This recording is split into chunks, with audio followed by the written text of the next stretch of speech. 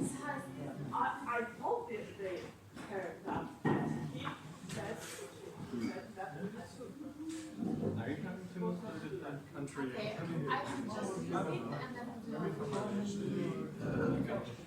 I mean, it's a mess. I know. I'm just saying. She's yelled at me, so like. Okay. Yeah, sure. So yeah, I was like, why? Okay, so welcome back here. Let's start again this next session for this afternoon, where Yushen will talk about nuclear structure and its relation to astrophysics and the framework of experiments performed at the ESR, so the storage ring, which we won't be unfortunately able to visit this afternoon because it's closed. But we will visit the FRS, which is close to it. So it's fragment separator, and it will be just after. Okay. And so see you later at that time. Okay. Bye. Okay, so can I start? Yes, you can start. Okay, thank you. So, welcome to GSI and welcome to attend this lecture. So today I want to talk about the experiment performed at the ESR, and my name is Chen Ruijiu. So in this talk, I will first introduce the GSI facility and the ESR storage ring, and also some advantage of ESR storage ring. Then I will talk about the mass measurement experiment performed at ESR, including the history and the current status of a mass measurement experiment. I will also, introduce the isochronous mass spectrometry and the Schottky mass spectrometry. Then I will spend some time, I will talk about the half-life measurement experiment, include the beta decay experiment, Bound-state beta decay experiment, electron capture decay experiment, and if I have time, I will talk about a two-photon decay experiment. Okay, now let me start the first part, introduction. So this is a layout diagram of the GSI facility. Currently, the GSI facility includes ion source here, and an linear accelerator Unilac, and one heavy ion synchrotron ring, 6 ring, and one ESR storage ring. So ESR is here, and another ring is here, cry ring.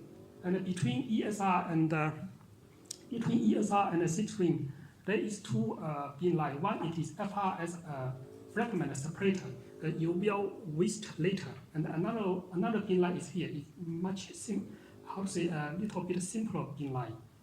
So this is FRS fragment separator. During experiment, we produce ions from our ion source. Then we deliver the ions along this Unilac, and we will pre-accelerate the ion to about 4 MeV per nucleon. And this is, the ions are accelerated by Unilac just for the preparation for the injection for the 6 ring. Then we inject the ring inside 6 ring and accumulate the beam inside a 6 ring. The ion number will be accumulated to about 10 to the power 8 or even 10 to the power 9. Then we accumulate a lot of ion inside 6 ring, then accelerate again from 4 MeV to about 400, for example, 400 MeV. Then after acceleration of the beam, we extract the beam out from 6 ring and bombard it on the production target. We call it the production target. Usually we use beryllium target. Sometimes we use aluminum, or sometimes we even use a carbon very thick carbon layer as a production target. And to produce fragments, then after nuclear reaction, we produce a large amount of fragments. Then we use FRS separator to purify the fragments and only select ion of interest. And we only purify separate ion of interest and store those ions inside the ESR storage ring.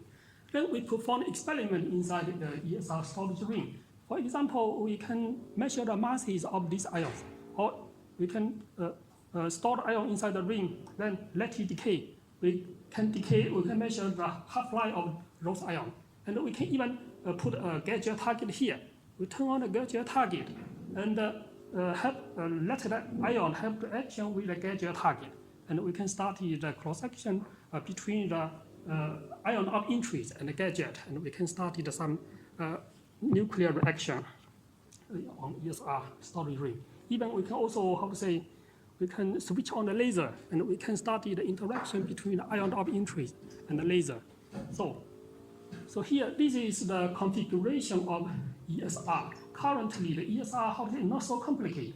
It only consists 6 dipoles, 1, 2, 3, 4, 5, 6.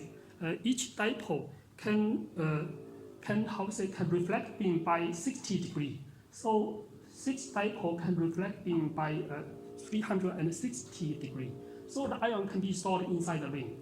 And we have additional 20 quadrupole used to focus the beam and to increase the beam quality, to make the beam emittance a little bit smaller. And we also have an electron cooler and a stochastic cooler. And we have a 2RF cavity. This 2RF cavity is used to further accelerate, or sometimes we need to deaccelerate the ion inside the ring to produce, to slow down the ions and to have this low energy heavy ion. Then we have a gadget target here. You see here, we have a gadget target. So we can do the internal target experiment with a gadget target. We can let ion circulating inside the ring and measure the nuclear reaction between the ion and the gadget target. And we have 2 RF, this is Schottky detector. These 2 Schottky detector also used for the lifetime measurement, also used for the beam diagnosis. So this is a rough configuration of ESR. Then currently, there are 3 working modes on ESR. So one, it is the Schottky mode, and the second one, it is isochronous mode, and another one, it is internal target mode, used for the internal target experiment. So for Schottky mode, it mainly used as a Schottky mass spectrometer. We can use this one to measure the masses of nucleus, and also can use this one to measure the lifetime of the nucleus. And we have another one, it is isochronous mode. Isochronous mode are mainly used to perform isochronous mass measurement experiment. So this one is used as an isochronous mass spectrometer. And then we have another one is the internal target mode. That one it is used for the internal target experiment. I don't want to introduce that one. So ESR is a very unique device. So the vacuum inside ESR is very high. It's as low as 10 to minus 11 millibar. So with ESR, we can store the ions with different charge state as you like. You can store the bare ion or even one electron or 2 electrons inside the ring for a long time. This means you can store the ion in the ring for 1 day. Then you can do the investigation of this ion. You can even achieve single particle sensitivity. This means that you can store 1 ion inside your ring. Then you can try to investigate the ion, and you can measure the very short lifetime, short-lived nuclei. For example, some nuclei, the lifetime can be as short as some 100 microseconds. Just after it is produced, it will disappear after 100 microseconds. But you can even measure the masses or even measure the cross-section or lifetime just within this 100 microseconds. So ESR, we can achieve a very short lifetime measurement. Then we can measure do the mass measurement with a very, very high resolution power. We can use a Schottky mass spectrometry or isochronous mass spectrometry to precisely measure the masses. So it's very useful. And ESR is also a very broadband measurement. We can record frequency in a very, very wide range. I will talk later. So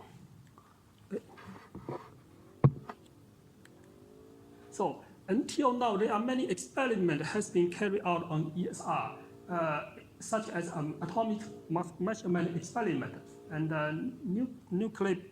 nuclear decay measurement experiment, such as beta decay experiment, bound state beta decay experiment, electron capture decay experiment, or isomer decay experiment. Also, there are some internal target experiments performed on ESR, and some other experiments such as charge radius measurement experiment, or polarized beam experiment, or isomeric beam experiment, or nuclear magnetic moment experiment.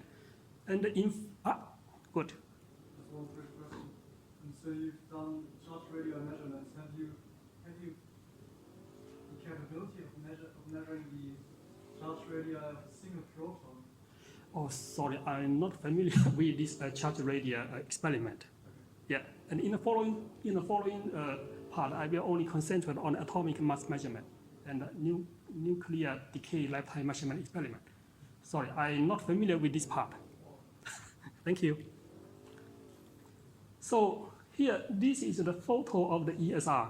So unfortunately, you cannot see the ESR today. But if you are work at GSI in future, you will see this storage ring. And so this is one dipole and some quadrupole here. Then second part, atomic mass measurement experiment. So now we know that, I believe that all of you know that an atomic nuclei consists neutrons and also protons. It's a very complex quantum many-body system. And the masses is the fundamental properties of an atomic nuclei. So that the accurate information is very important. Accurate measurement is very important in many research fields. For example, the accuracy of a mass value, we quote about less than 10 to minus 5 for chemistry research field that require accuracy is roughly about 10 to minus 5. And for nuclear structure or nuclear astrophysics research field, that require precision is 10 to minus 6 or 10 to minus 7. And for weak interaction, the required precision is 10 to minus 8. Or for fundamental constant or neutrino physics, the required precision is 10 to minus 9. And for CPT test or QED test, the required precision is 10 to minus 11. So currently, the mass precision on ESR is roughly around this region. It's 10 to minus 6 to 10 to minus 7. So our mass measurement value are very interesting for nuclear structure and the nuclear astrophysics research field. So the mass measurement is a very old topic. It can be traced back to the beginning of last centuries. So in 19 I don't know which year. So the professor Thompson and his student, they built the mass spectrometer. And it's a very, very simple mass spectrometer. And they use the mass spectrometer they built to measure some masses of isotope. And through the measurement, they proved the existence of isotope. And they got Nobel Prize in 1906. Then, okay, this is the photo of that mass spectrometry. So compared to our storage ring, this one is very, very small, just very small. They put on a table, and then they do the measurement. But it's a very nice device, and they prove the existence of isotope. So over almost almost 100 years. So with the continuous development of instrument, scientists has successfully invent several kinds of mass spectrometers, and the resolving power has been increased all the time. So in 1950 to 60, scientists invented a magnetic electric sector field separator. But to be honest, I never see this one. And in 1960 to 80s, scientists invented the Matau-Haussuk mass spectrometers. And in 1980 to 1990, scientists invented a time-of-flight spectrometer. And in 1990 to today, now we have penny trap and a storage ring used for mass measurement experiment. Okay, so this is a nuclear chart. So here, this is nuclear, and here the black point are the nuclei discovered up to 1940. So axis here, it is the neutron number, and the vertical axis is proton number. So in 1940s, the nuclear charge is is only here. Then with time, in 1948, we discovered more isotope, and in 1958, the nuclear charge it is like this. Then we continue to expand it. In 1968, the nuclear charge is here. So it's 1978, 1988. I was born in 1985. Then in 1994, then in 2004. This is in 2004, the nuclear charge is like this. So now we have already discovered about 3,000 nuclei. Among of these, only 2,200 nuclei, we have already performed a mass measurement experiment. So we still have a long way to go. And I believe in future we will create more isotope, and we have to measure those masses. And one point I want to say is, so here, this region is the stability line. The isotope in this region, the lifetime is very short, usually some stable isotope. But here, some newly created isotope, the lifetime is very short. So we have, those isotopes can only be created by nuclear reaction. And the lifetime is very short. It can be as short as some microsecond. And the production yield is very low. It can be only produced 1 count per day or 1 count per week, even lower. So the mass measurement of those isotopes is very challenging, and we need to build a very fast and very efficient technique to measure the masses. That's why we invented the isochronous mass spectrometry. And here, this is a comparison of what? Comparison of mass accuracy and lifetime between isotope measured by different mass spectrometry since 2010. So here, this part isotope measured by a top spectrometry, and here this part, so the isotope measured by using our storage ring device, and the green one are the isotope measured by MR-TOF, and this purple one, those isotopes are measured by panning trap. So now currently the shortest lifetime measured by storage ring, it is ruthenium 94. It is half-life, it is only 74 microseconds, so it's very short. It is very short. So in terms of accuracy, so MR-TOF, the resolution power is worse. However, it can measure the nuclei very fast. Even, for example, here is microsecond, and some microsecond. We can measure the masses with top spectrometer. And for storage ring, it is in the middle. And for panning trap, it can measure the masses very accuracy. You can see here. And however, the panning trap cannot measure the masses with very short life because it needs some time to prepare the beam. So there is some limitation of the lifetime. So this is the comparison of different devices. So here, now, this is the current status of nuclear charge. So now, the main research, the main task of mass measurement is to measure the masses of nuclei far away from stability line. So those nuclei are usually very short-lived, and the production yield is very difficult to produce it. So we need the isochronous mass spectrometer to measure the masses or other device. So I will introduce the isochronous mass spectrometer. So until now, there are 3 isochronous mass spectrometer can be used to measure the masses of this nuclei far away from stability line. These are ESR storage ring and CSI storage ring in China and R3 ring in Japan. The ESR storage ring was built, I think it was built in 1980s, and the first experiment was published in 1992. And Then from 1992 to about 2008, several isochronous mass experiments has been carried out on ESR.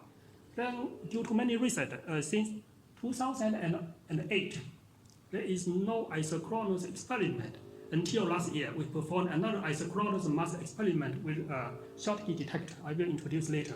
So from 2008 and to 2022, there is no IMS experiment on ESR. So CSRE, how to say, is a newly built device. It is, the construction was started from 2000, and after 8 years, the first result was published in 2008. Then from 2008 to almost 2022, we almost performed every one IMS experiment each year, roughly about almost 14 times IMS experiment has been carried out at the CSRE. Then for R3 ring at RICAN, maybe you know it. So this ring was, the construction roughly started from 2011, and the first experiment was started in 2016, and the first result was published in 2022. So this is the isochronous mass spectrometer. So how does isochronous mass spectrometry work? So this is the principle. So the principle, how do we know, all very familiar. So this formula can be deduced from the relativistic field. So for the ion, for the ring, with a fixed momentum rigidity below value. So if the below it is a fixed value and it's very precise.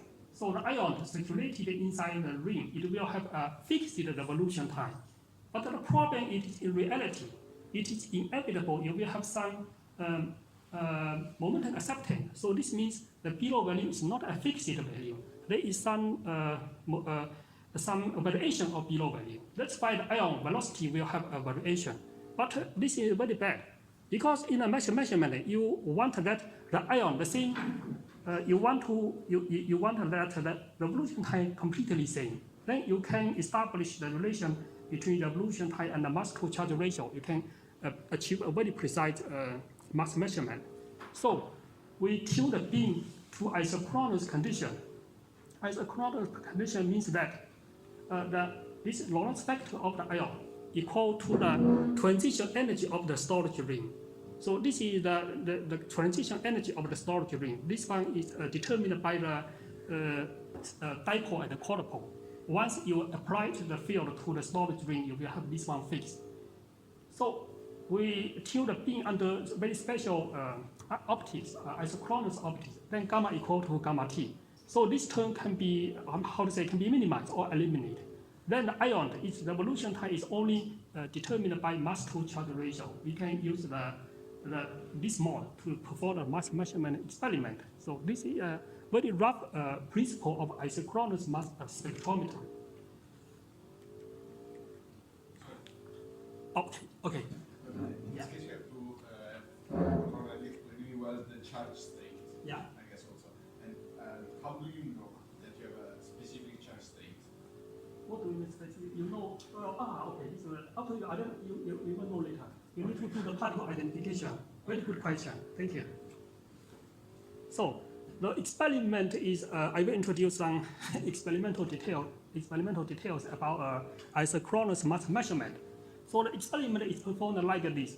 So first we produce uranium beam from ion source, then deliver it along the Woolley-Lack accelerator and inject it into our 6 ring. Then we continuously accumulate uranium beam inside our 6 ring. We accumulate, for example, in this experiment, 2 times 10 to the power 8 ions inside the ring. Then after accumulation, we use RF cavity to accelerate the beam energy to 381 MeV. Then after acceleration, we have the beam at this energy. We extract it out from our 6 ring. Then bombarded on a beryllium target. Here we use beryllium as a production target. And the uranium beam will have this future reaction with beryllium target and produce a lot of isotope far away from the stability line. Then those fragments will be transmit around FRS, and we use FRS to select the ion of interest and purify it and inject it into our ESR storage ring. Then we store, for example, for one injection, we store 20 or 30 ions inside our ESR storage ring. Then we use a detector to measure the revolution time. So this is a very rough experimental scheme. It is work like this. So then usually after we use a top detector to measure the revolution. Okay, thank you. Could you go one slide back? Yeah. So, in the FRS, you separate the particles of interest. What happens to the other ones? Usually, I mean, it depends on the magnetic rigidity. If the magnetic rigidity of other ions are close to the ions of interest, it will also inject it into the ESR. If it's very far away from the ion of interest, it will be removed from FRS because we cannot accept so many ions. Yeah. So they just shot out some point. Yes, maybe hit on a vacuum wall or somewhere. Yeah, you're welcome. Okay, good. Thank you. Very nice question. So then we measured the ions, the revolution time for each ion. Then in one experiment, we will measure the revolution time of thousands of ions, and we accumulate those revolution time in one spectrum, and we have this spectrum, and we identify it, and there are some masses. The mass is well known, and we can use also there are some stable nuclei, just like that student asked. There are some ions, how to say, it is stable ion, and the masses value are very precise. And we can use those ions to calibrate our spectrometer. And we will establish this mass-to-charge ratio with its revolution time. We have to know these parameters. Then for the ions with unknown masses, we measure its revolution time. We can deduce its masses. So it's very simple, not so complicated. So I will tell you some other details. So in this experiment, the top detector is how to say, is very important. It's only so we need this top detector to measure its revolution time. So how to use this top detector to measure the revolution time of ions? So we build this top detector. This top detector works like as a timer. So it looks like we are putting one timer on a storage ring. When ion passing through our timer, we write down its time stamp. We write down its time stamp. So the top detector, it is like this, ESR top detector. We put a very, very thin foil here. So this carbon foil, the thickness is about 100 nanometer. So it can emit. So this one is the carbon foil. It's very thin. So you can even damage it with your breath gas. So you should be very careful with this carbon foil. So this carbon foil is here. It's very thin. It's only about less than 100 nanometer. And we want to, now we are trying to decrease the thickness to even some thinner foil. Then when ions passing through the carbon foil, it will induce a secondary electron from the both faces of the carbon foil. And those electrons will be guided by electric field and also magnetic field. So the ion will be guided by electromagnetic field to microchannel plate. So this microchannel plate acts like a signal amplifier. So we have some electrons. So please wait. Oh, sorry. Because I set up Zoom, so please wait.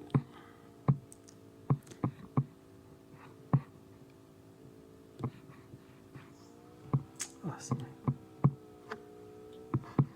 Oh, okay, sorry. Sorry. So here, this is our top detector. So once ion passing through this carbon foil, it will induce electrons. The electrons are guided by the electromagnetic field to our microchannel plate. Then we will have microchannel plate will amplify the electrons. You have one electron hit on your microchannel plate. Then this is the picture of microchannel plate. On this microchannel plate, there are a lot of microchannels. the diameter of each microchannel is roughly about 5 micrometer. It's very, very thin. So the principle is very simple. So you have very, very thin microchannel, and if you have one electron hit on the wall of the microchannel, the electron will induce second electron. So after many reflections, one electron will create hundreds of electrons or even thousand electrons. So that signal is large enough. So then you collect these electrons with capacity, then you will have the signal. So here I show. So then other thing is about electronics. If you work on it, you know how you will know more details about it. So then you will have for this one. This is a very typical signal spectrum we take from oscilloscope. So here ion inject at this time. So here from here to here it is roughly about 500 micrometers. So this is the start of injection, and you see the ion are circulating inside the ring for about 500 micrometers. So ion cannot stay longer. Why? Because we have carbon foil. Once ion passing through the carbon foil, it lost energies. So ion cannot circulate in the ring for a longer time. So here is a zoom of the spectrum. You see here that there are many signals. So each signal represents the one passing ion passing through the carbon foil. So it can clearly determine the timestamp for these ions. So first in data analysis, we have this raw spectrum. Then we use a smooth formula to smooth the raw spectrum. It's very simple. So the red one, it is the signal auto smoothing. So you see that the signal auto smoothing, the fluctuation, it is not so large. This means the noise is, some part of noise are eliminated. Then next time is to how to, okay. Sorry. So on the previous slide, there were signals every time the ions hit the carbon foil. You receive a signal from secondary electrons and then electrons along it. Yeah. Why is it so? Why is it really periodic? Well, what do you mean? Like shouldn't they have roughly the same velocity? Very good question, because this is I zoom in too much. If you, I will show you the periodic signal later. I know your question. Please wait. Thank you. A very good question. So now we can do what? We smooth it. Then next step is to determine the time stamp for each signal. So we know that each signal represents one passing of ion.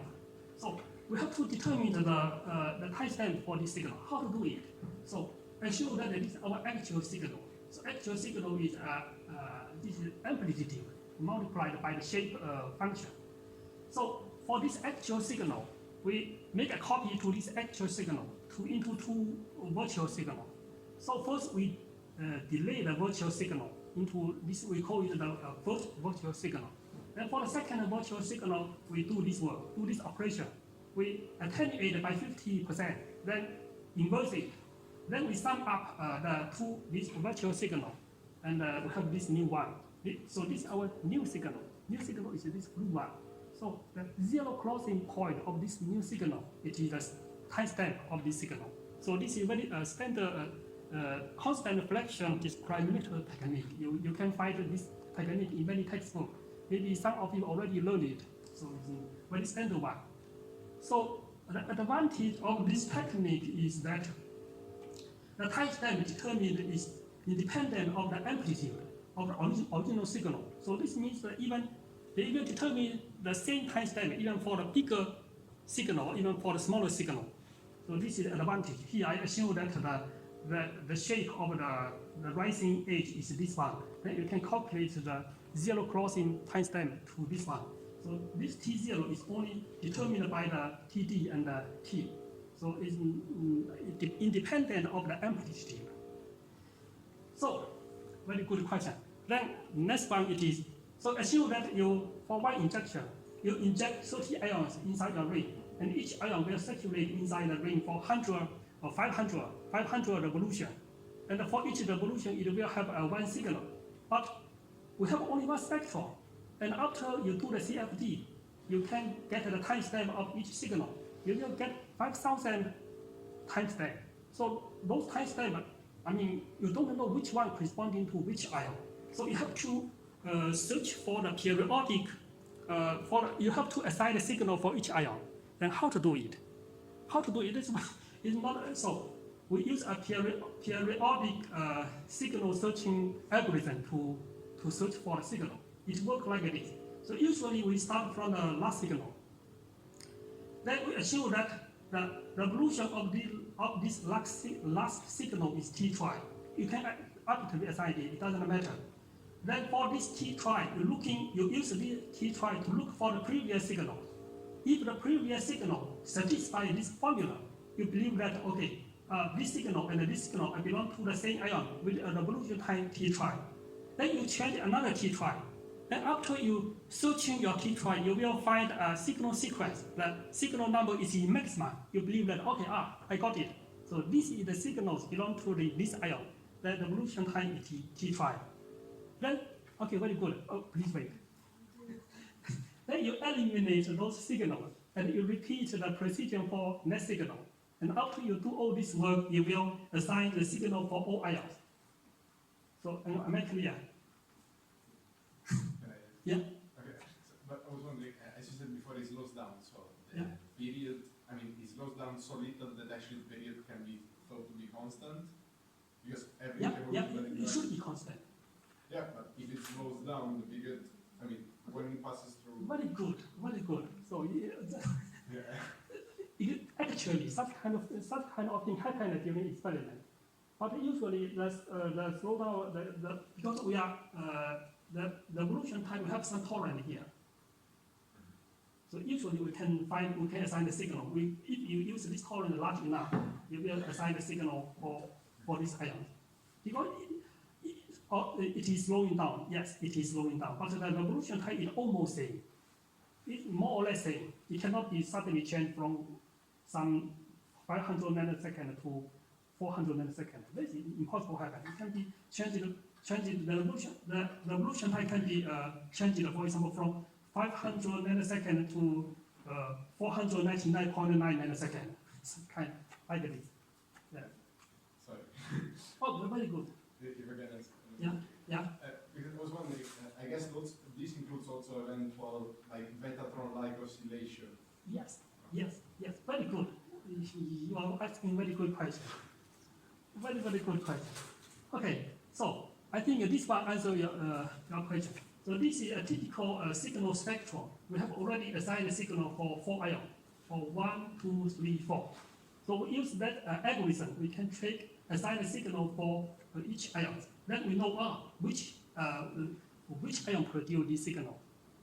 Then now we can get the timestamp. Okay, timestamp and its revolution tone number for 1 ion. And then we put timestamp this signal sequence here. We establish this curve. Then we have this almost linear curve. So from this curve, you fitted this curve with, for example, in this case, we fitted with a second order polynomial formula, and we can determine the revolution time. So this is how we determine the revolution time for 1 ion. So I hope. So then so you see here, this is the residual of the fit. You see the residual is very random. So this residual, surely part of this residual is produced by the our detector time resolution, and the part also include Betatron oscillation. Because ions have some Betatron oscillation inside it, and the information are also included in the residual here. Okay, very good. Thank you for a very good question. So next, I want to answer another question: how to identify it? So here we just measure the revolution time, but you don't know which ion it is. How to do it? You accumulate all this revolution time in one signal spectrum. Then you will compare with simulation. So from the simulation, you will identify which ion it is. You will assign to the isotope, and also it's multiple charge ratio. Because if you change the charge state, the frequency will be very different. So each line is very unique. You can assign every line to all isotope. So you can ambiguously assign the peak. So So here, then you have, for example, the spectrum. Then in this spectrum, you have some stable isotope. The mass are very precise. And you have some isotope with unknown masses. You can do the mass calibration. You can use the evolution time, and you can use those mass nuclei with accurate mass value to calibrate this spectrum, and then you can determine the masses of those isotopes with unknown masses. So here is a very typical spectrum. So the black one are the reference nuclei. We use it to calibrate our spectrum and also to check our calibration is correct or not. But once we do the mass calibration, we can determine the masses for the other isotope. So you see here, the isochronous mass spectrometry has a big advantage. It can measure the masses of nuclei just after it is produced. Once it is produced, and then you inject it into the ESR storage ring, then you can do the mass measurement within less than 100, within 500 microseconds. So this means you can produce it and measure the masses very fast. So this is one of the important advantages of isochronous mass spectrometer. Isochronous mass spectrometry is a very nice mass spectrometry. However, there is some problem. One serial limitation, it is isochronous condition is only achieved for some kind of ion. What does this mean? Here we have a typical revolution time spectrum. So each line represents one isotope. If you zoom this line, you will see the width of each line. Then this one, it is the width, relative resolution of each isotope. So you will see that the relative resolution, it is work like this. You will see that only for the isotope inside this region, that resolution is very nice. But we call it isochronous window here. But for isotope far away from this isochronous window, the resulting power is greatly reduced. This is because for those isotopes, the mass to charge ratio is quite different from this isotope. For this isotope. So we have different gamma value. So this means the gamma value for this isotope are very far away from the gamma T. It doesn't satisfy the isochronous condition. That's why isochronous condition can be only achieved for ions with a very, very fixed mass to charge ratio. Okay, thank you. But this gamma T depends simply on the optical parameters of the system? Yeah. Okay. So Yeah. if it was to use Kreiling instead, because it's different, I guess, the ion parameters of Kreiling with respect to ESR. Yeah. And is it the plan to try and use that one to shift a bit the window of the isochronous window? What do we mean? We need to change this isochronous window. Yes. Usually we change the beam energy. Okay, so you can change. We change the gamma of ions to match the gamma to the gamma T. Usually the gamma T, it is a fixed parameter. It's not so easy to change it. It affects a lot of things, beam transmission and other things. So it's only very unique gamma T value. For example, 1 point, in this case, it's 1.39. The gamma T value is 1.39. So gamma T value is fixed. So how to change isochronous window? We change the beam energy to change the gamma of beam. So this is one big problem. This means the resolution, high resolution is only achieved for the ion inside this isochronous window. And for the ion outside this isochronous window, the resolution becoming worse. So this is, how to say, the principal limitation. You cannot overcome it. Our principle work like this. So then another problem it is, we found a very serious systematic mass deviation. What does this mean? So here, this is a part of a revolution time spectrum. Then we do the mass calibration, and we found that for the isotope within this isochronous window, this mass value agree well with the literature value. But for the masses value outside this isochronous window, the problem changed. We clearly observed a very some unknown systematic deviation. This is something what we don't want, because this is caused by the spectrometer, and we want to eliminate it. And now we know that this problem, it is, how to say, produced due to the momentum distribution of the ion inside the ring. So we found that different TZ series have different systematic variation. So in this experiment, we use nickel-58 beam to produce a fragment, and those fragments belong to 1, 2, 3 TZ series. So then for the different TZ series, the momentum distribution are quite much different. So this is something also we cannot change. This is due to our FRS working principle. We cannot change it. So this is so we have this problem where the series systematic mass deviation. So until now, we want to improve the resolving power of IMS. How to do it?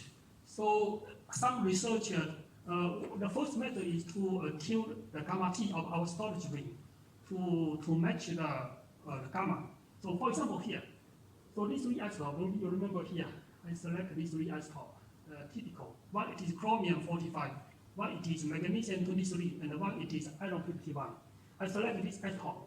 Magnesium 23, it is inside isochronous window. Its gamma T, its Lorentz factor is very close to the gamma T value. So this three isotope, this is inside isochronous window. So here the blue one, it is Lorentz factor of this ion. You can calculate it. Below value is this value. You can calculate its mass to charge ratio. Then you can estimate its gamma value. Then this is our gamma T of our ESR Schottky ring. So for this one, because its gamma is very close to gamma T, so its revolution time is almost independent on the magnetic rigidity. When you make a projection to the y-axis, you will have a very narrow revolution peak. But for chromium 45 or iron 51, because its gamma is very far away from the gamma T, so its revolution time is strongly dependent on magnetic rigidity. So when you make a projection to y-axis, your revolution time spectrum is very broad. So that's why its revolution, the resolving power is becoming first. So they say that they try to adjust this gamma T curve to perfectly match it with the gamma of the magnesium 23. So this method, yeah, it will greatly improve the resolving power for magnesium 23. But for chromium 45 or iron 51, it doesn't work. Because it's still, I mean, even you change this gamma T curve a little bit, just slightly change it, it matches the gamma of magnesium 23 perfectly, but it's still far away from the gamma T. So this method cannot improve resolving power for the nuclei far away from the isochronous window. It only improves the resolving power for nuclei inside the isochronous window. So researchers try a second method. This is also, you try to use a slit to reduce the momentum acceptance of the ring. So these are two slits. This means they are used a very mechanical metal slit to reduce the acceptance, for example, the below value to very narrow region. So you see here, once you put a slit here, you have only this part, and then you make a projection to y-axis. Sure, you will make your revolution time spectrum narrow. But the problem is, yeah, you use a slit to reduce the acceptance, but how can you, the transmission efficiency will greatly reduce. So you cannot use this method to measure the ion very far away from stability line. For those ions, they can only be produced 1 count per week. So if you will a slit, you have to spend one month to do the experiment. It's also how to say this method cannot be used to measure the ion of nuclei very far away from stability line. So then the last method is to researchers are thinking, is it possible to measure the velocity of ion inside the ring? So because here this formula, so this one is our relative resolution is determined by our velocity spread. So if you rewrite this formula into this form, this means the Ti is we can assume that, okay, this is the revolution time of ion in the central orbit. Then because ion have different velocity Vi, so it will have different revolution time. So if you rewrite this formula to this one, then we have this collection term. We call it revolution time collection term. This collection term is determined by the velocity. So if we can measure the velocity, then we can collect the revolution time. So just like this revolution is here. So if we can measure the velocity precisely, we can deduce this revolution time correction term. Then we can, if we measure, then we can do this, just correct the revolution time for all kinds of ion inside storage ring. This means if we can measure the velocity precisely, we can achieve isochronous condition for all the storage ring inside ESR, inside our CSRE. So it's a very nice idea. So we call it AMS with 2 types of light detector. This means we put 2 types of light detector in our ring to measure not only the revolution time but also the velocity. Okay, so now the AMS with 2 types of light detector, this working model was first proposed at GSI in 2005. That's a very long time ago. But unfortunately, at the GSI, all AMS experiments stopped since 2008. I don't know, due to many reasons. Then from 2021, there's almost no AMS experiment performed on ESR. So most of these AMS with 2 types of light detector are carried out at CSI, but the working principle is the same. I want to introduce it. So in 2013, we performed the first AMS experiment with 2 types of light detector. So in this experiment, we put 2 types of light detector at the straight section of the, just like similar to ESR, to measure the velocity and the revolution time. However, this experiment is not succeed. We made some mistake. The first, it is we put a 2 types of light detector inside the ring. The problem is we only change the ion optics. The transmission efficiency is very, very low. We cannot tune the beam going through the 2 types of light detector. You can imagine that the whole of the top detector, it is only about 40 millimeter. The diameter is 40 millimeter, such a small hole. And you have to tune the beam going through this small hole. So it's quite challenging. You have to change a new ion optics in order to increase the transmission efficiency. So this is one big problem. We cannot tune the beam through the detector. And the second one, it is at that time you put a 2 top detector. And we also, at that time, we also use 2 oscilloscopes to record the spectrum. And there is a very serious high jitter. So these 2 oscilloscopes doesn't well synchronize. Then once we have same ion passing through the top detector, the top detector will have the time jitter. So the velocity precision is very, very low. So we cannot determine the velocity precisely.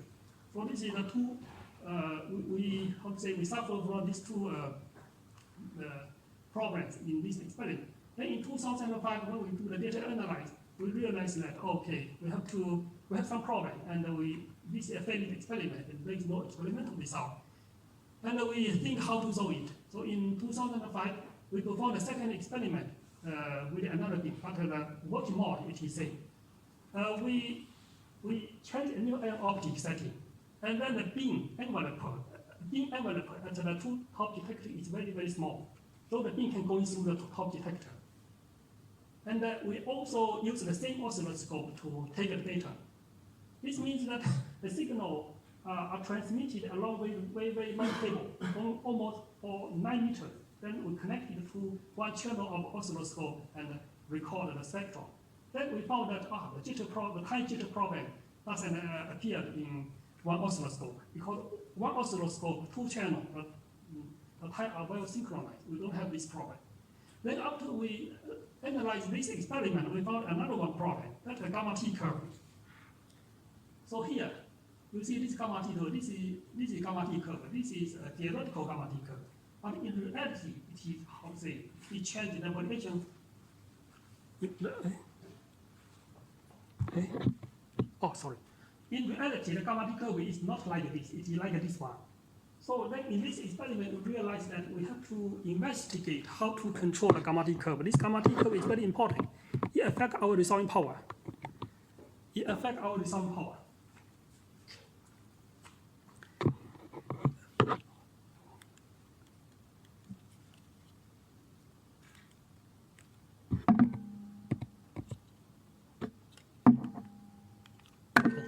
I don't know, my pointer doesn't work. It's very strange. Okay, doesn't matter. So then in this experiment, we found that the gamma T curve is not constant. it's not constant. We try to learn how to control the gamma T curve by using quadrupole and dipole to try to control the gamma T shape and try to make the gamma T curve flat in this experiment. Then we performed a physical experiment in 2017 and 2018 and 2021 with a double top experiment, and the results are very, very nice. I don't want to show you that one. So in previous part, I have already introduced you the isochronous mode with a top detector. So we know that we use a top detector and there is a very thin carbon foil inside the ring. Although the thickness is very thin, only 100 nanometer, but it will cause the ion to lose energy continuously. So we cannot store the ion in the ring for a long time. So some experts proposed to use the Schottky detector to measure the frequency of ion. So the Schottky detector consists of two metal plates. So once ion are passing, so here this is our Schottky detector, and here these are two metal plates. I'm not sure you can see it or not. Once ion passing through this the gap between these two metal plates, it will induce image charge on this metal plate. Then those image charge will be amplified by amplifier and corrected by our data acquisition and then record on our computer. Then we have the Schottky. We have so work like this. This is the working. So then we can do the FFT from this signal spectrum, and we can get the frequency or the frequency of each ion. The problem it is because this is non-destructive detector, so the signal include a lot of noise. So for the Schottky detector, the minimum measurement time, I mean, if you want to record one frequency spectrum, you need to record at least 10 milliseconds. Then you have enough signals to do to see the frequency peak. Otherwise, if the measuring time is too short, you cannot see the peak. So this is the problem. So here are some photos of our Schottky detectors, and here these are Schottky detector installed on ESR. Unfortunately, you cannot reach ESR, but in future, if you go to ESR, you will see this cavity here. Then this is our data acquisition system. Now it is in main control room, and we use this NT-cap to record the IQ data. And this is a very typical frequency spectrum after doing FFT. This is frequency, and this is the time. So we can measure the frequency over time continuously. So here I want to show you, this is the experiment we performed last year, 2021, last year, just last June. We try to use this Schottky IMS with Schottky detector to measure the isomer state in germanium-72. So we accumulated being inside krypton 78 being inside our 6 ring. Then we use another bin line. We put a linear target here, then produce fragment. Then we select germanium-72 and this ion. We select and inject it into our ESR. Then we use our Schottky cavity here to measure the frequency of the germanium-72. I will show you later. So this experiment is quite interesting. For germanium-72, if you check its energy level scale, it is like this. So we have a ground state. And the second, this is the isomer we want to measure.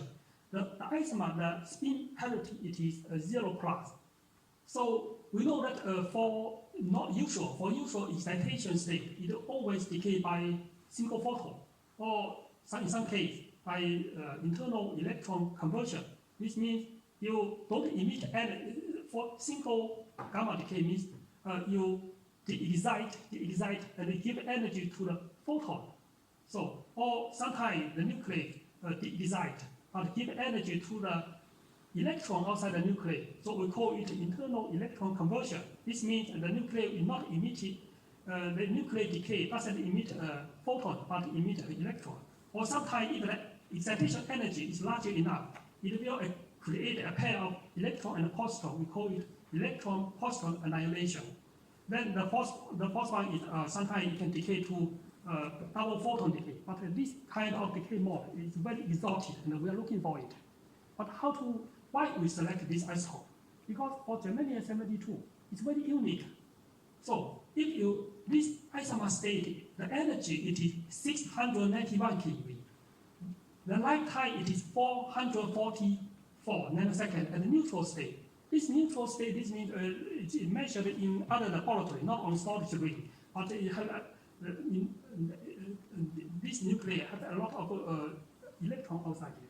So this nucleus will be excited. It cannot decay from 0+ to 0+ by single electron decay, because from 0+ to 0+ there is no momentum transfer.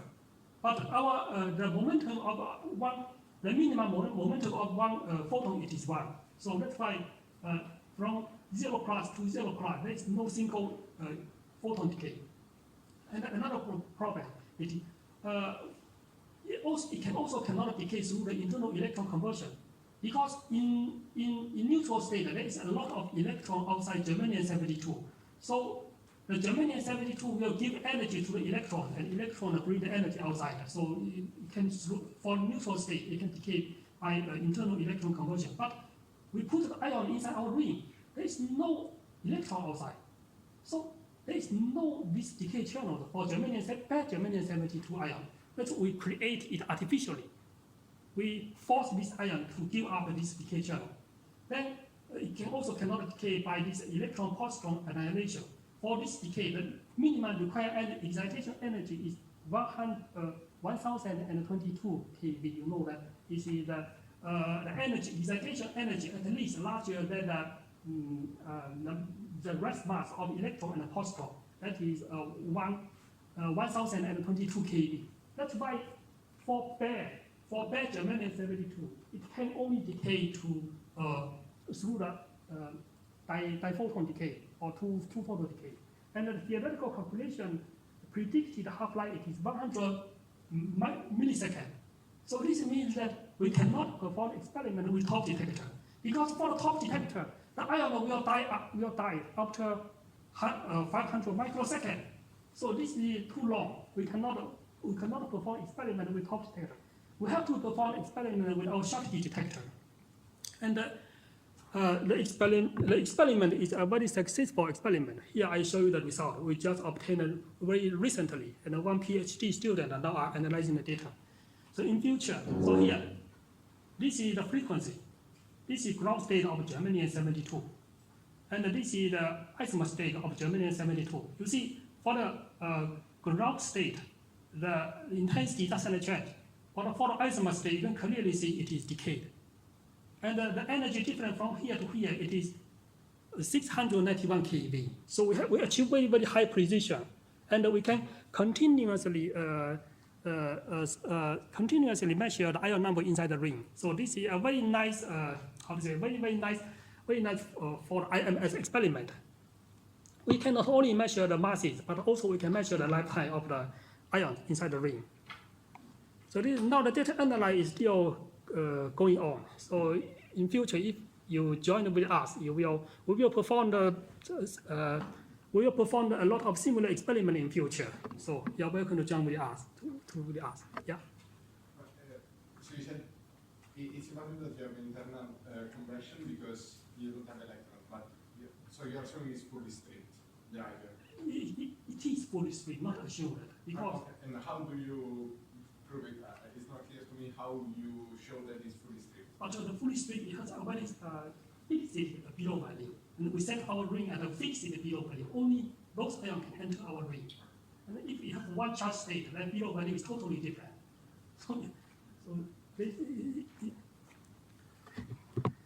So I spent a lot of time to talk about isochronous mass spectrometry. Now we know that by using isochronous mass spectrometry, we can measure the masses and we can also measure the lifetime. Now I want to spend some time to show you the Schottky mass spectrometry. So you see here, Isochronous and Schottky. So for the Schottky mass spectrometry, the working principle is very similar to Isochronous mass spectrometry. But the only difference it is for Schottky mass spectrometry, we cool down the beam by using our stochastic cooler and our Schottky cooler to reduce the velocity spread of ion. We cool down the beam and force the velocity of ion. Force the ion to have the very similar velocity with the electron cooler. So the velocity spread is very, very narrow. So we have this term almost to zero. So you remember that for isochronous mode, we have this one to zero. But for Schottky mode, we have this one to zero. Then for the Schottky mode, we have to, so I have to see how much I have already.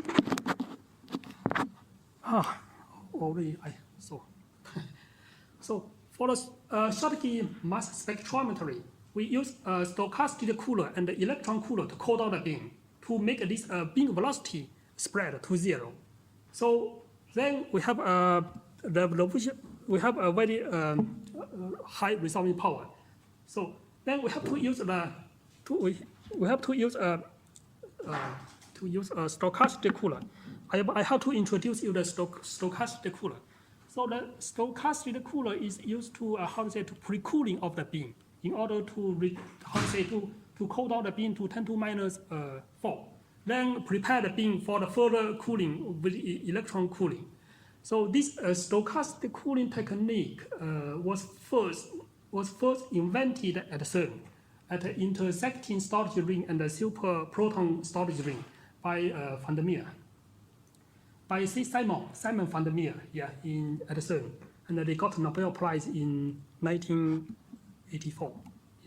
So the stochastic cooling, I'm not so familiar with it, but it is work like this. They use some stochastic cooler pickup to pick up the signal of ion in one bunch, and these signals will send to this kicker to drive the kicker. And if the ions appeared here, then they will drive the kicker and kick back the ion to the bunch to very quickly reduce the velocity spread of the ion. The stochastic cooler, usually in our experiment, we use it pre-cooling of the very hot beam. It can cool down the beam very fast. But the problem is it cannot cool down the beam very cold. And it can cool down the beam to about velocity spread 10 to minus 4. Then due to the electronic noise, we cannot further cool down the beam. Then we have to use the electron cooling to cool down the beam. So usually we use a combination of stochastic cooling and electron cooling to cool down the beam in order to reduce the cooling time. Because we want to cool down the beam very fast. We don't want to cool down the beam a very long time. So electron cooling, so here I introduce electron cooling. The electron cooling, this is the principal diagram. So the electron beam, the monoenergetic electron beam, are generated from electron gun. Then the electron beam will be accelerated by electron field, then bended by magnetic field. This is the inside ESR. Then the electron beam will have interaction with the ion inside ESR storage ring. And those ions, after interaction with the electron here, monoenergetic electrons, the velocity or kinematic energy of ion will be printed out by electron. The electron going back to electron collector. Then after this process, the velocity of ion, or we call it the temperature or the heat of the ion, will be bring out by electrons. And then after some time, the ion will have the same velocity with the electrons. So with a combination of electrons, so here, this is the picture of electron cooler. Now it is installed at ESR. So the beam are generated from electron gun, then guided by electric field and magnetic field, then going back to electron collector. Then, so you see here after cooling, here this is the ion position. Ion position after the one dispersion plane. Then the position reflects the velocity. It's related to the velocity. You can see that after cooling, the velocity spread or momentum spread can be reduced here. So here the green one are the velocity momentum spread of being cooled with only stochastic cooling. So you can see here with the stochastic cooling we can achieve 10 to minus 4.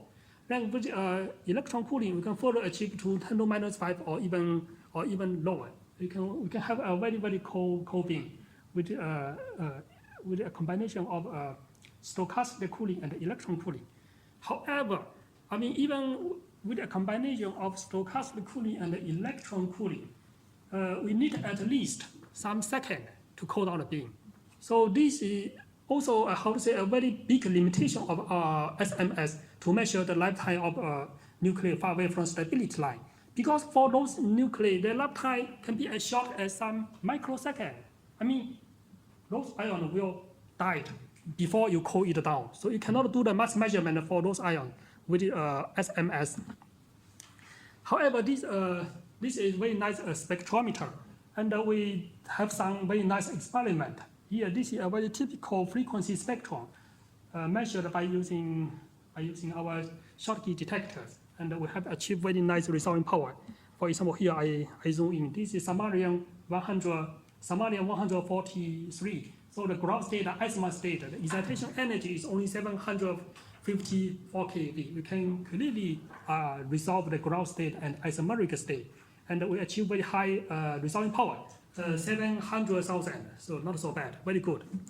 But the problem it is the problem of this one it is that the cooling time is too long.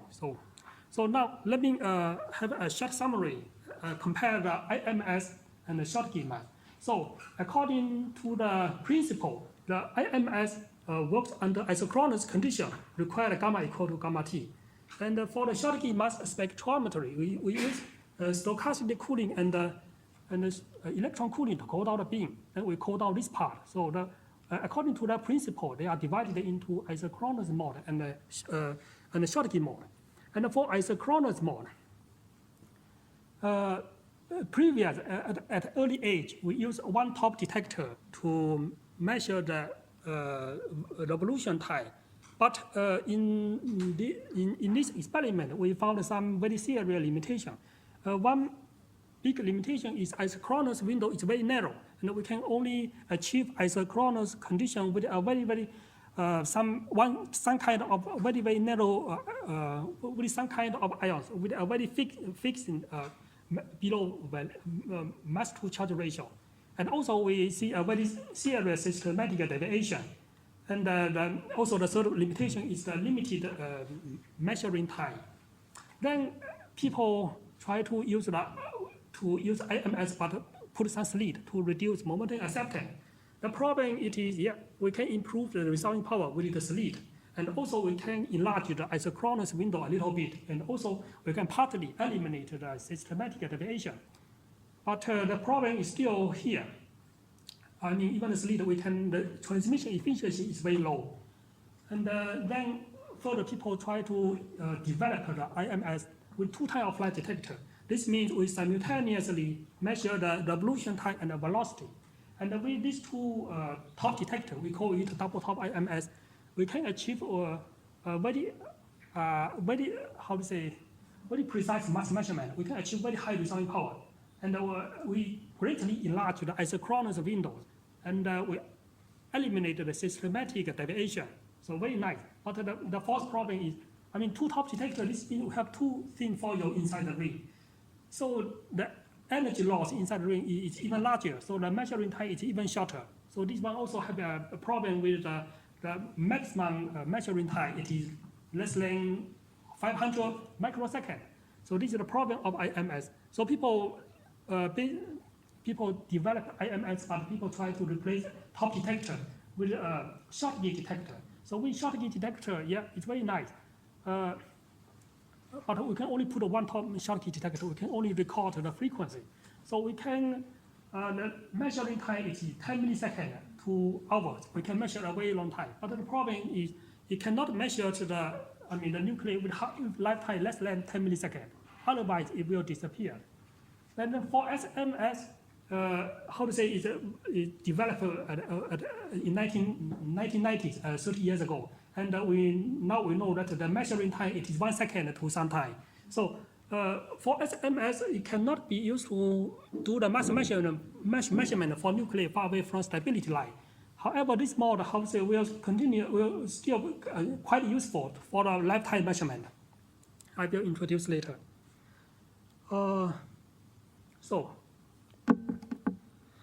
Okay, now let us go to the lifetime measurement experiment. So, this one, for the radioactive decay of a highly charged ion, is one of very important topic. So, usually, how to say, there is a very, very fundamental questions asked by previous, in previous.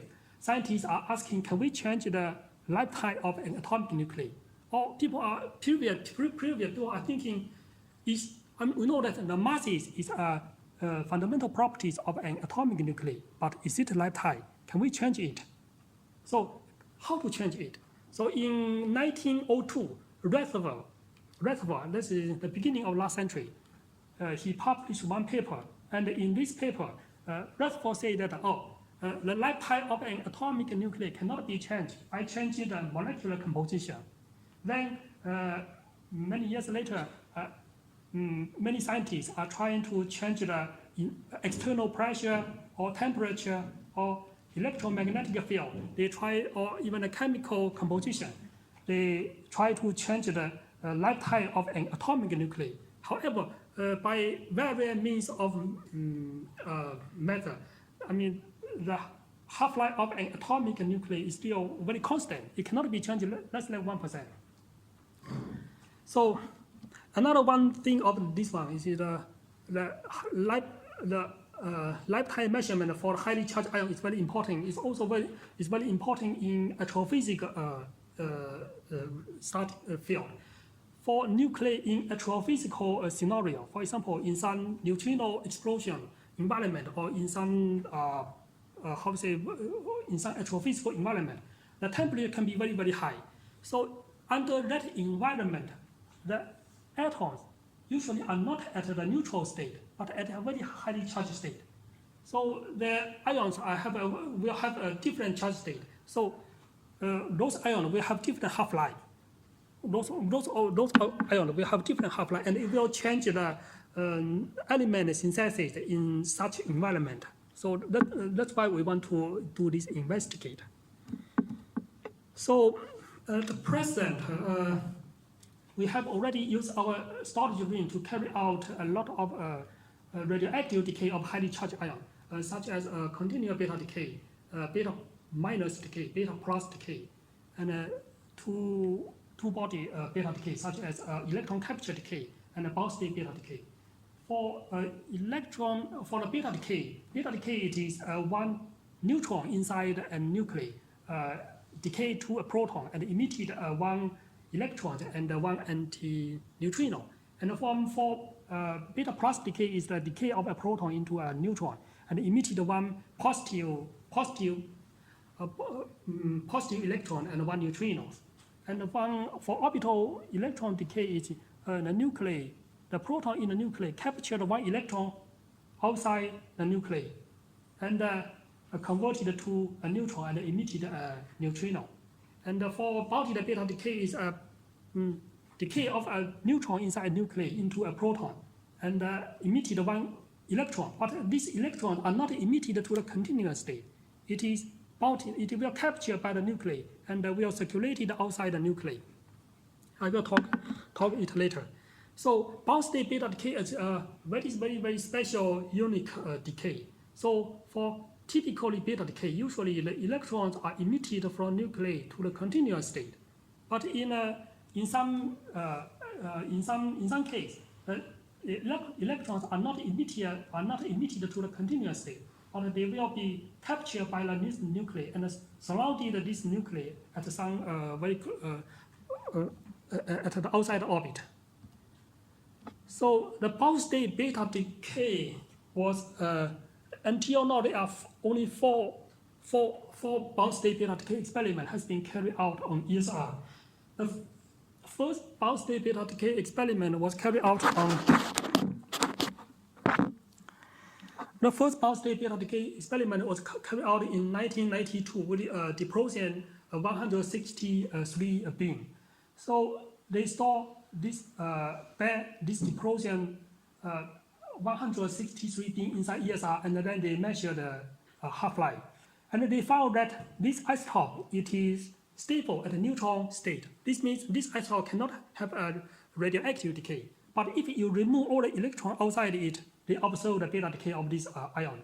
The half-life it is changed to 47 days. You can imagine that one is a stable isotope. Once you remove all electrons outside this nuclei, then half-life is changed to 47 days. And the second experiment was performed in 1996, and they with radium 187, and the experimental procedure is very similar. So for the stable isotope, for the neutron state, the half-life is very, very long. But if you remove all electrons, then the half-life is greatly reduced to 33 years. And the third experiment was performed in 2005 with thallium-207, and the experimental procedure is quite similar. And the fourth experiment was performed in 2020 with thallium-205, and the data analysis now is still going on. So I want to talk some more details about this experiment. This experiment is quite interesting. The half-life is very, very interesting. So this experiment for thallium-205, it's very similar to previous case. It is stable at a neutral state, but it can decay to lead-205 if you remove all electrons outside thallium-205. And then this half-life, you want to know it. This half-life is very important. This half-life can be used to determine the interaction cross-section between neutrino and thallium-205. I will talk it to you later why. So in Lawrence project, there is a very famous neutrino measurement collaborator, Lawrence. In this collaborator, they want to measure the neutrino flux of our solar by measuring the lead to thallium ratio inside Lawrence diode. This Lawrence diode, it is located in Machiton, yeah. So underground. So they dig out this Lawrence diode and measure the ratio between lead to thallium ratio. So for this Lawrence diode contains a lot of thallium, but if the neutrino have reaction with thallium, it will convert thallium to lead. So we can measure the neutrino flux by measuring the lead to thallium ratio inside Lawrence diode. So this is the principal formula. So until now, they have already dig out a lot of this mineral, and they measured the lead to thallium ratio, and then they put everything here. Until now, they can only deduce the neutrino, the product between neutrino and between the neutrino flux and the neutrino interaction cross-section. So in order to determine the neutrino flux, they have to know the neutrino interaction cross-section. However, the problem it is, you know that the cross-section for neutrino is very, very, very tiny. If you want to measure it, it is almost impossible. That's why we want to do the measurement in a different way, indirect way. So this is the interaction between neutrino and thallium-205. But if we can move this neutrino from left side to right side, we have this new reaction. So this is the beta decay of thallium-205. So in principle, the matrix element between these two formulas is same with each other. If you know the half-life, then you can calculate the cross-section between neutrino and thallium-205. So this is the best way to measure the neutrino and thallium-205.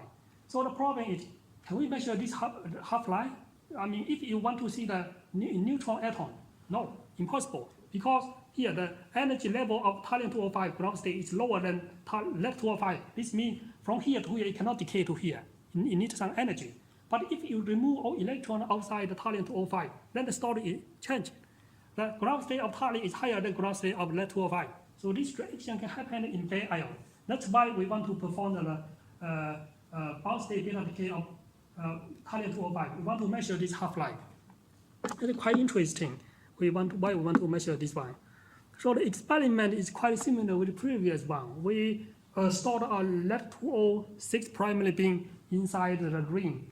then bombarded on beryllium target and produce fragment and select only thallium-205 and store thallium-205 inside the ring, and select thallium-205 inside the ring, and we store the thallium-205 inside it. Then we okay, this is some animation. Then we wait. We store the ion inside the ring and wait the thallium-205 decay to lead-205, and we measure the half-life. So this is the ESR setting, quite similar with previous one. So the principle it is, so we want to measure the lead-to-thallium ratio with different storage time. Then this ratio is determined by the bound state beta decay constant. So if we can measure this ratio over the storage time, we can determine the beta decay constant. So then during experiment, so I don't want to show you this one. First, we accumulate the beam, thallium beam inside it. Then we start on the measurement. We accumulate at the inner orbit. This is the Schottky, the frequency spectrum. Then after ion number achieved to 10 to 6, then we start on the measurement. We just keep the beam inside the ring and wait. Then after some time, here, this is thallium-205. And part of thallium-205 will decay to lead-205. But because of the mass difference between lead-205 and thallium-205, it is very, very small. We cannot distinguish them from Schottky spectrum. So after, for example, after waiting for 10 hours, from here to here is 10 hours. So this spectrum is taken in 2020. Then at the end of this time, we turn on a gadget target to remove the electron outside lead-205. Then we can distinguish, we can see the lead-205 here. Then we can measure the ratio between lead and thallium. And after a lot of correction, I don't want to go too much details. So here is a typical spectrum. This is thallium-205, and this is the doctor ion, lead-205. So at the end of each measurement, we determine the ratio between lead-205 and thallium-205 ratio. Then we can obtain the dependence of ratio on storage time, and we fit it. We will determine the bound state beta decay constant. So the data analysis is still going on. So quite interesting. And here I want to talk about some beta plus decay experiment. So this I found there is only one beta plus decay experiment. This experiment was performed a very long time ago, in 1995. And this experiment was performed with nickel 58B at GSI. But they use they cool the fragment with electron cooler, and then they can clearly distinguish the ground state plasma state of magnesium 52. This energy is very, very small. It's 378 keV. Then because they use SMS, they store the beam inside it and use Schottky detector to continuously detect the ion number. They can measure the decay constant. Then, for example, this is the decay constant of ion with different charge state. And then for those isotopes, these are stable nuclei. They don't have any nuclear decay component. So those ions only decay with interaction with electron cooler.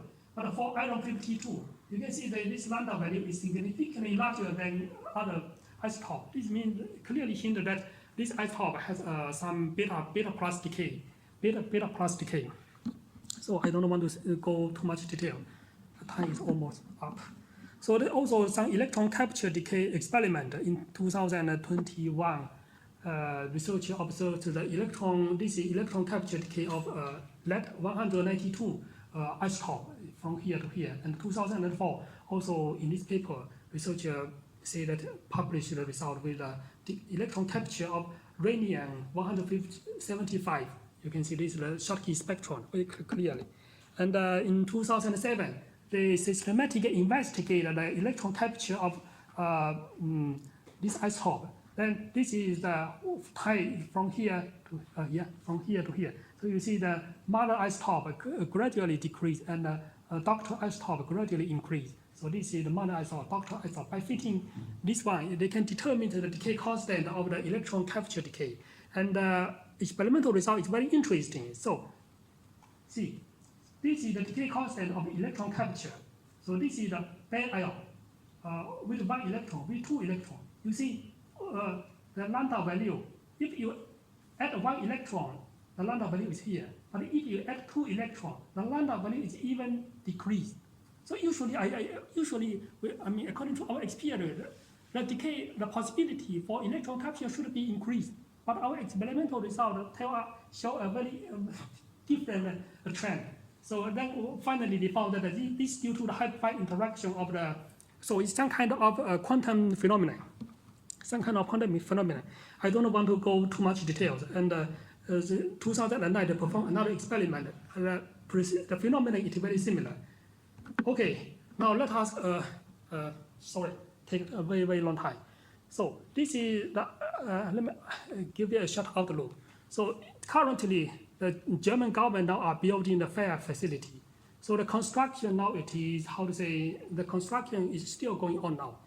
And I hope the construction will be finished soon.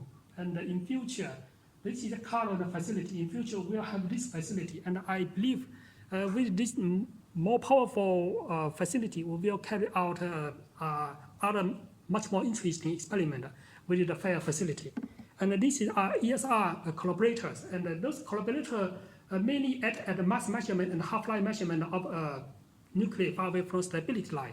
And in future, if you join with us, I think you will know these collaborators and we'll work together. Okay, now finally, thank you very much.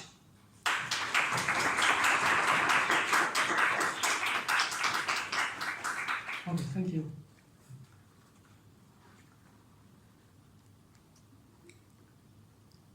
Your question? We have already asked many questions. Oh, okay. Very nice. Very, very professional Very questions. good. Yeah.